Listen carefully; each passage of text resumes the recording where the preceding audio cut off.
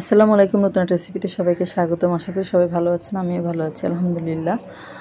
সারাদিন রোজা রাখার পরে মাছ মাংস প্রতিদিন খেতে ভালো লাগে না, এই জন্য আমি শুটকির একটা রেসিপি তৈরি করে দেখালাম সন্ধ্যা রাতে খাওয়ার জন্য। এই জন্য আমি চুলে একটা প্যান বসিয়ে দিয়ে এখানে আমি 1/3 কাপ পরিমাণ সরিষার তেল দিয়ে দিয়েছি, আর দিয়ে দিলাম এখানে 3টা মিডিয়াম সাইজের পেঁয়াজ কুচি দিয়ে পেঁয়াজটা একটু তেলের সাথে ভেজে নিব।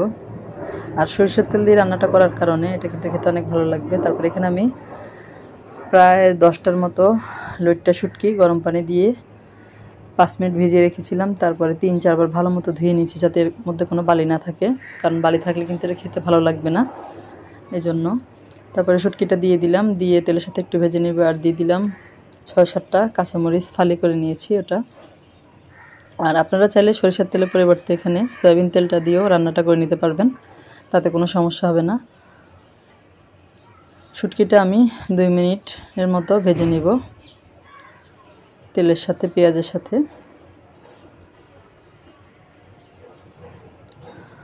ভাজা হয়ে গেলে এখানে আমি একটা টমেটো, মিডিয়াম সাইজের একটা টমেটো কুচি দিয়ে দিলাম, দিয়ে একটু ভালো মতো মিশিয়ে নেব শুটকি এবং কাঁচামরিচ এবং পেঁয়াজের সাথে। আর এই পর্যায়ে দিয়ে দিব আমি এখানে 1 টেবিল চামচ পরিমাণ আদা রসুন বাটা, দিয়ে খুব ভালো মতো মিশিয়ে নিব। চুলের আঁচটা এই মুহূর্তে একদম মিডিয়াম লো করে দিয়েছি।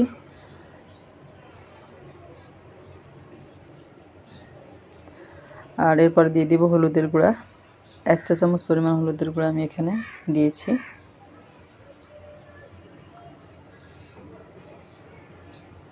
এরপরে দিয়ে দিব মরিচের গুঁড়া, যেহেতু কাঁচামরিচ ব্যবহার করেছি এই জন্য এখানে আমি মরিচের গুঁড়াটা কম দিয়েছি, 1 চা চামচ দিয়েছি। আপনারা চাইলে আরেকটু ঝালের পরিমাণটা যদি বেশি খান তাহলে আরেকটু বেশিও দিতে পারেন। আর এ পর্যায়ে চুলের আঁচটা আমি একটু বাড়িয়ে দিয়েছি যেহেতু টমেটো দিয়েছি। আর এখন আমি দিয়ে দিলাম এখানে সিম এবং আলু। এখানে আমার প্রায় 250 গ্রামের মতো সিম আমি এরকম কুচি করে কেটে নিয়েছি, আর সাথে 2টা আলু এরকম কুচি করে কেটে নিয়েছি। সিম এবং আলুটা ভালো মতো ধুয়ে নিয়েছি, ধুয়ে তারপরে দিয়ে দিলাম, দিয়ে খুব ভালো মতো নেড়েচেড়ে মিশিয়ে নেব। আর এই পর্যায়ে দিয়ে দিব স্বাদ মতো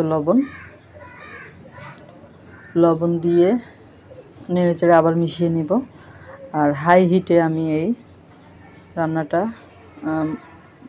সিম এবং আলুটাকে কষিয়ে নিব। আর এখন দিয়ে দিলাম আমি 1/2 চা চামচ পরিমাণ জিরা গুঁড়া, মিশিয়ে নিব। হাই হিটে আমি 2-3 মিনিটের মতো একটু ভাজা করে নেব। আর এখানে আমি দেশি রসুন, এখন নতুন রসুন পাওয়া যায়, রসুন আমি এখানে 2টা রসুন একবারে চামড়া ছিলে এরকম করে এর সাথে দিয়ে দিলাম। যে কোনো শুটকি রান্নাতে কিন্তু এরকম গোটা রসুনটা ব্যবহার করলে খেতে অসম্ভব ভালো লাগে। আর হাই হিটে আমি এই শুটকি এর আলু এবং সিমটাকে ভালো মতো শুটকির সাথে কষিয়ে নিব 2 থেকে 3 মিনিট, যাতে এর পানিটা শুকিয়ে যায়। কষানো হয়ে গিয়েছে আমার।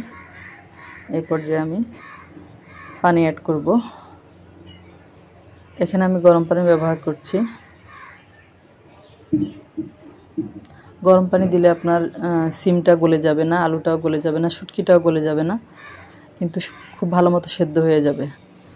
এই জন্য যে কোনো রান্নায় গরম পানি ব্যবহার করলে কিন্তু খুব ভালো হয়, সেদ্ধ ভালো মতো হয়। আর এদিক দিয়ে যেই সবজি রান্না করবেন ওটাতে ওই সবজি কিন্তু গলে যাবে না। পানি দেওয়া 2 কাপ পরিমাণ পানি দিয়ে আমি এটা ঢাকনা দিয়ে ঢেকে রান্না করে নিয়েছি প্রায় 4-5 মিনিটের মতো। 4-5 মিনিট পরে আমি ঢাকনাটা তুলে আবার একটু নেড়েচেড়ে দিলাম।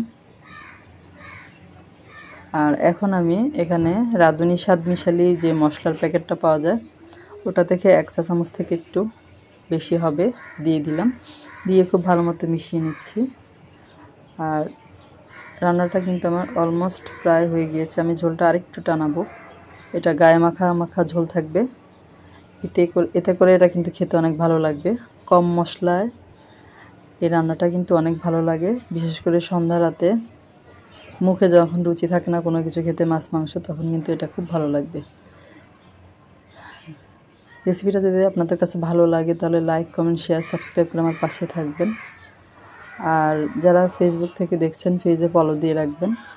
আর যারা অলরেডি আমার চ্যানেলটা সাবস্ক্রাইব করে আমার পাশে আছেন তাদেরকে জানাই অসংখ্য অসংখ্য ধন্যবাদ। এই যে রান্নাটা আমার হয়ে গিয়েছে,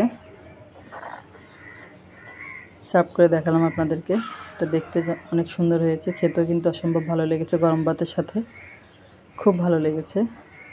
সবাই অনেক ভালো থাকবেন। আজ এ পর্যন্তই, আল্লাহ হাফেজ।